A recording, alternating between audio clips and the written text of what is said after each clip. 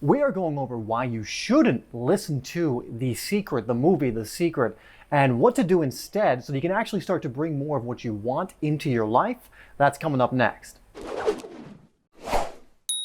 Hi there, my name is Dave and welcome to HeartSpace. If you're new to the channel, where we are creating videos almost every single day from my heart to yours to help you live life more in your way.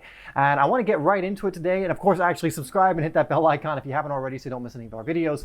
But I want to get right into this because the movie The Secret introduced millions of people to the idea of the law of attraction, And I think ultimately this movie has been an incredible positive on the planet, has been something that has helped many, many, many people. But I also believe that it's brought about many different kinds of skeptics and people rejecting the law of attraction because of some of the things that they go over. And because a lot of people don't look at it as a beginner's guide to the law of attraction or surface level guide to the law of attraction, they think that this is the full thing in its entirety. Right here in this movie, which it just isn't. You know, there are even things that were considered for this movie that weren't put in because the producers thought, well, that's not going to be palatable to most people in the public, or they're not going to understand this. In fact, if you didn't know, if you know who Esther Hicks is, or Abraham Hicks, The Secret is based on the teachings of Abraham Hicks. But the reason you don't see Esther Hicks or Abraham Hicks in the movie The Secret is because they were afraid that bringing someone on board who channels an entity, let's say, would be a little too bizarre or a little too out there for the time, and people would just outright reject the movie and it wouldn't have gained the popularity that it did. And actually, they probably were right. If they had included Esther Hicks, and that Esther Hicks channels this being known as Abraham Hicks, that where many of these ideas from the law of attraction actually come from, they're originally coming from them. Not originally, but they're one of the sources that brought about a lot of the ideas, a lot of the ideas from the law of attraction to us. Bringing that into the movie The Secret might have not been very palatable for many people. So they gave a very simplified version of the law of attraction. And so what I want to go over are the things in that movie that I think get confused, and the things that you need to understand is just surface level, and then to give you a few more ideas that will actually help you start using the law of attraction in a much more full way. But I'm also going to keep it fairly simple, but try and complete the circle or try and complete the cycle so that it's a little more complete. So let's get into that.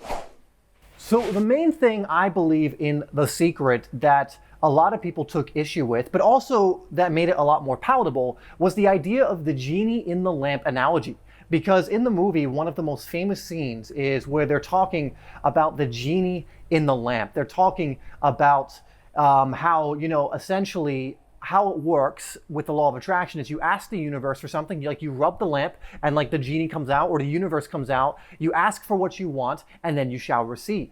But they're missing a lot of steps in between. And so a lot of people probably went off and they rubbed the lamp, so to speak. They sat with the universe and they just declared what it is they want. They may have wrote it down. They may have done all of these different things that the movie told them to do. Now, there would have been some people who did that, and because of other things they were doing or other things that were in place, it actually worked for them. But for most people, what would have happened is they would have gone through the process of, okay, I'm going to rub the lamp, so to speak. I'm going to ask the genie for what I want, like your wish is my command type of thing. And then not gotten what they asked for. And there's a reason for this. Because although I believe The Secret touches upon this briefly, it's not necessarily what you say that declares to the universe what you want. It's not necessarily what you speak or even think that the universe takes from you and then gives you back. It is true that like attracts like. It is true that the universe will cause you to receive that which you transmit. But the confusion, I believe, is on the idea of what is it you're actually transmitting, right? So this whole idea of you rub the genie lamp and out comes the genie and it's like Aladdin, you have 3 wishes and poof, he just makes it appear, is obviously not the way in which it works. You see, we have the, what is it called? The quantum to Newtonian transition point, which takes about 6 to 8 weeks, which we can cover maybe a little bit in this video, but I'll get into that later. But that's essentially meaning that when you're consistently in what I'm going to talk about in this video for about 6 to 8 weeks, that's when you start seeing things actually appear in your physical reality. So I believe it's called the Newtonian quantum transition point, when you're going from Newtonian physics to quantum physics, when you're actually applying the quantum level of thinking versus only giving your belief to the Newtonian level of thinking. Again, we can cover that after I give you how to actually do this. So here's how you actually utilize the law of attraction. It's not a genie in a lamp type of situation. It just isn't. You know, it is a nice analogy because when the whole process has been completed, you can almost relate it to that and understand that in the quantum level, it is actually very similar to this. But again, there is that Newtonian to quantum transition point where it takes about 6 to 8 weeks consistently of being in a very particular energy and transmitting a very particular signal consistently. But here's what a lot of people do. They ask for what they want for 5 minutes, 10 minutes maybe even a little longer. And then the rest of the time, they're asking for what they don't want, or they're sending out energy of what they've always gotten, right? So most people will be like, oh, I want this amount of money and I want this car and this relationship, but then they immediately go back into thinking negative thoughts. They immediately go back into transmitting negative energy, which they then receive back. You're always going to receive back that which you give, that which you transmit. Now, here's the important thing to keep in mind. It's not what you say you want that the universe interprets as what you want. If you ever heard the saying, you don't get what you want, you get what you are, it's critical here, and it's actually how the law of attraction is applied. So what is it that you are then? Because it's great to say, oh, you don't get what you want. Well, then what do I get? You get what you are. Well, what does that even mean? Well, here's what it means. You're always transmitting a signal, energy, or something that is being transmitted from you and then receiving. You know, you have like almost like an antennae. You have an energetic body that is releasing things into the universe and also receiving things coming into your energetic field. And what you release is going to have a huge effect on what you're receiving back. But what is it you're actually releasing? So here is how I like to look at it and how a lot of people talk about this. It's not what you're saying necessarily. It's not even what you're speaking or what you're doing. It is the energy of each of these things that you're transmitting. You see, the universe speaks from an energetic level. For example, I could sit here and be like, I'm abundant, I'm abundant, I'm abundant. But does that sound like the energy of someone who is abundant? Does it really feel like I mean it? You can't trick the universe. You can trick yourself, kind of, but you can't trick the universe. And so when it comes to the law of attraction, you will always get what you are. You will always get what you are actually sending out, whether you are ignorant to the fact or not, whether you know exactly what you're sending out or not. You might be completely unaware of what you're transmitting and then be confused to why you're getting back a certain thing or certain energy or certain whatever it is, a certain life. But that's why awareness is key. And so this is why things like influencing our subconscious mind is so critical. This is why monitoring ourselves and our behavior and our thoughts is so critical, because here's how it works. You get back what you think about, what you speak about, your actions, and the energy to each. And when these are out of alignment, when these are not congruent, when what you think and what you say and what you do and the energy to all of them is incongruent, you're never going to get back what you truly want, because you are transmitting and demonstrating to the universe what you are, but you're not congruent to these things that you say you are. But from the other end of the spectrum, let's say you only think thoughts from a high energy of love, or most of the time. You know, it doesn't have to be, you know, like 100% of the time. Let's say 90% of each and every single day, you know, you think from a loving place, an abundant place, a joyful place, and you're transmitting those thoughts out. You know, you're giving gratitude to the universe. You're thinking about that thing you're going to build or create. And you know, you're really thinking about that happy memory. You're thinking about all the good you're going to do. You're thinking, you know, about all these wonderful things, right? How much you love this and love that. You're thinking of abundance. You're thinking about, you know, others in a positive way. Let's say you're doing that.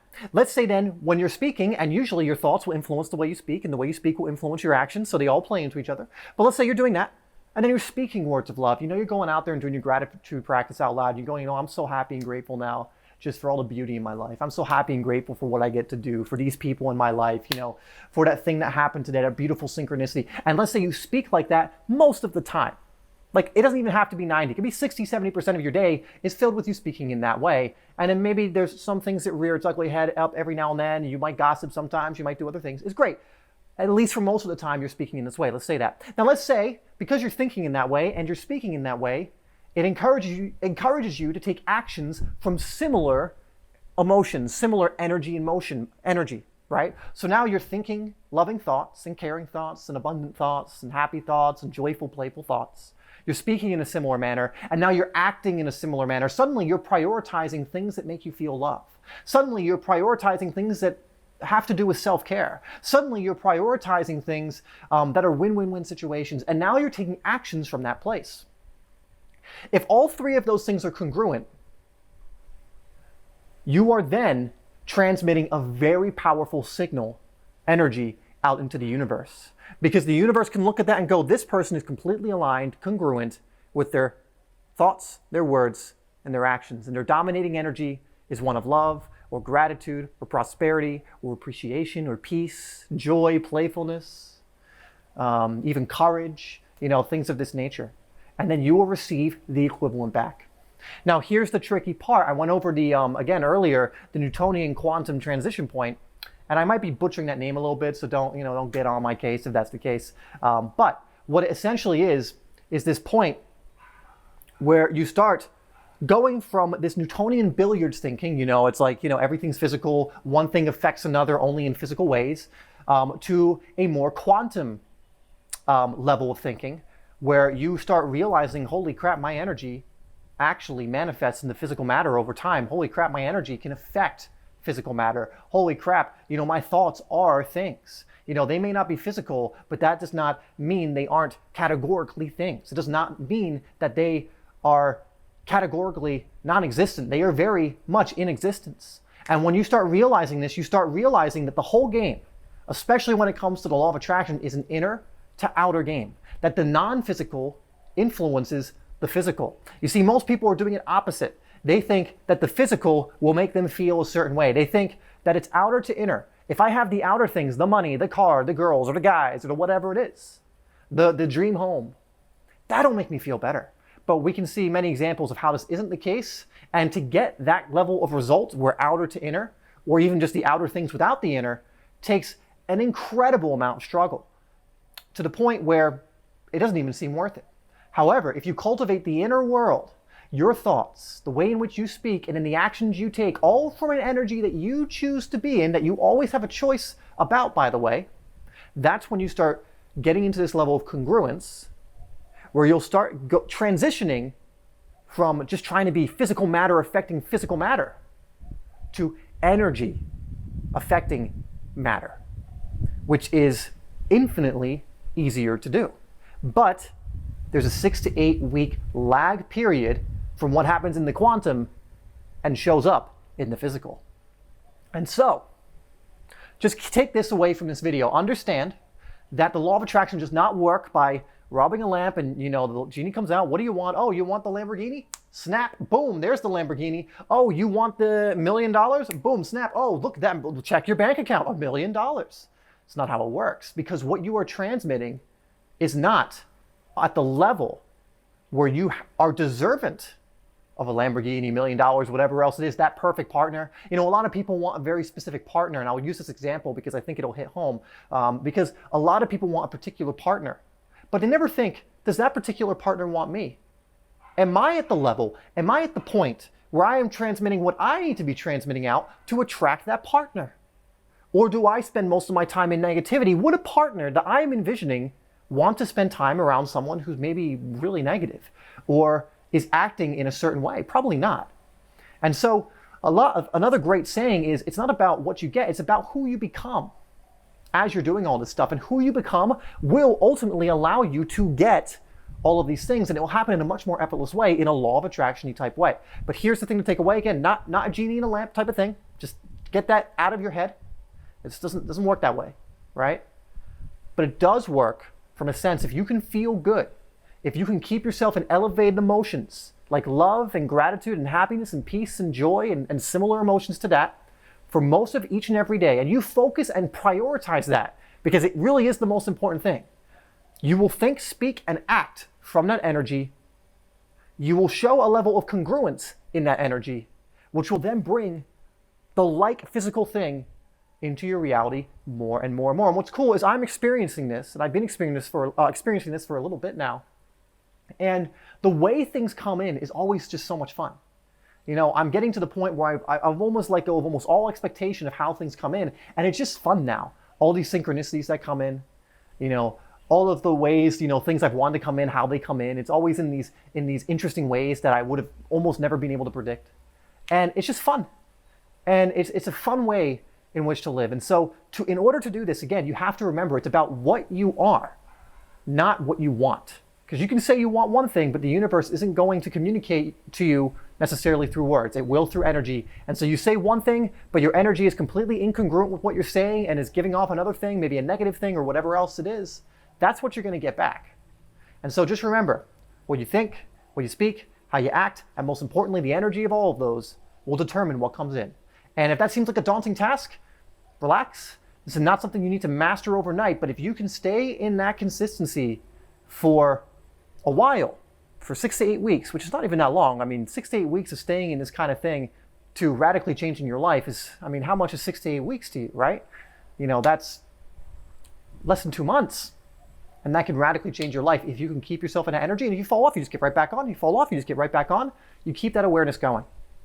But that's what I recommend you do instead of trying this genie in the bottle type of thing or in the lamp, because that is the, it'd be nice. Actually, there would be some issues if that was the case. And I know The Secret does cover some of these things, but whenever I hear people talking about how it doesn't work, this is the argument I usually hear. It's like, oh, you can't just ask and it comes. And well, you're right. And I don't think that's necessarily what that movie was trying to communicate, but this is more of the full picture. If you want more information on a lot of these things, we have a lot of videos on the LLA. And also, if you want, take a look at the person who I don't think they put her in at all. Maybe they put her in a little bit, but they didn't talk about Abraham that much. And if you look up Abraham Hicks, you will find a lot of amazing things. It's quite just eye-opening when you hear that what they say. And I would recommend you take a look at Abraham Hicks. You can just look it up on YouTube. There's many different talks of them speaking and going over a lot of these ideas, right? And they will talk about, a lot of what I've gone over today. Anyway, guys, that's going to be how to use, in my eyes, the law of attraction effectively, and really make it a little more complete for you, where you actually see results. But just understand, again, what's the energy you're giving off? 6 to 8 weeks is that transition period, and just to keep going, and things will work out. Anyway, guys, thank you so much for tuning in. As always, I love you, and I will see you in the next one.